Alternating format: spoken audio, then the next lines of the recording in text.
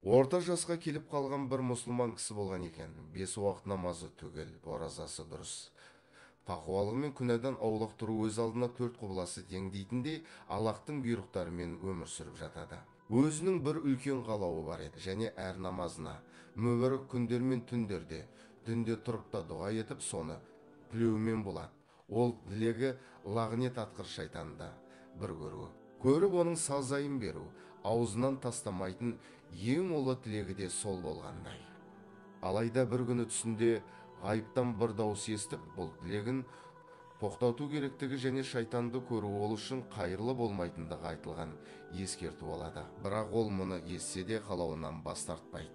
Тілей береді. Сонымен бір күні көшеде кетіп бара жатқанында алдынан біреуді кездестіреді. Ол өзін шайтанмын деп таныстырады. Сөйтіп адамның көптен бергі тілегі орындалады. Ол адам мұны ести сала шайтанға бас салып жұдырықпен қойып қалады. Шайтан жерге ұшып түседі, жерден тұрмай құлап жатқан күйі. Мен де қазір сені ұрып, тіпті өлтіріп тастайтын едім, бірақ әттең олай кек алуға мүмкіндігім жоқ. Себебі сен 100 жыл өмір сүресің, сондықтан мен сені қазір өлтіре алмаймын дейді де кете барады. Бұл сөзді естіген адам ойланып қалады. Мен неге сонша ғибадат жасап қиналып жүрмін? 100 жыл өмір сүреді екенмін. Әлі уақытым көп. Мен әзірге өмірімнің 90 жылын өз қалауымша өмір сүріп, рахатқа батып алайын. Кейін соңғы 10 жылында тәубе етіп, ғибадаттарымды жасап үлгеремін. Аллах тағала кешірімді ғой. Сол кезде тәубе етсем де кешіреді, солай құтыла аламын. Осылай ойлап бірден жоспарына кіріседі.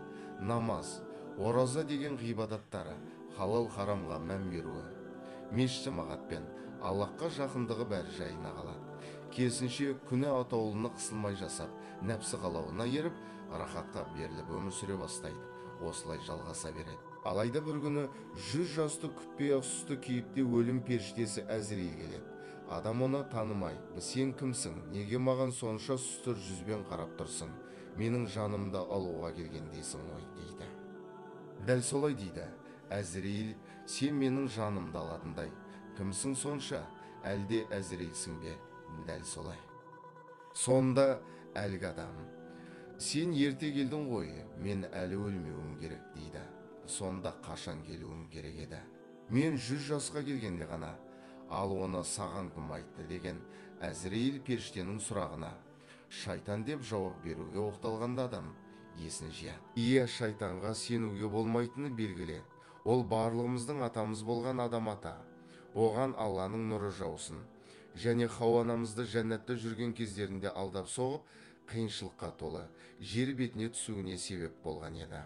Кейін оның ұрпақтарының барлығын азғырамын деп Аллахқа уәде беріп кеткен болатын.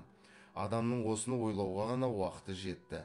Әзірейіл періште өз міндетін орындап, оның жанын алды. Адам сол күнәға батып жүрген халінде жан тапсырды. Қалай өмір сүрсеңдер, солай қайтыс боласыңдар. Қалай қайтыс болсаңдар, солай тірілесіңдер деген хадисті ұмытпайық. Шайтанға алданып қалып, опық жемейік. Аллах тағала Құран кәрімде шайтанның нағыз өтірікші екенін ескерткен болатын. Адамдарды азғыру үшін ғана қияметке дейін рұқсат сұрап алған шайтан адам баласын қалайда алдап соғуға тырысады. Тіпті 100 жолмен арбауына түсіре алмаса, 101-ші айла ойлап табады. Сондықтан әрдайым сақ болайық.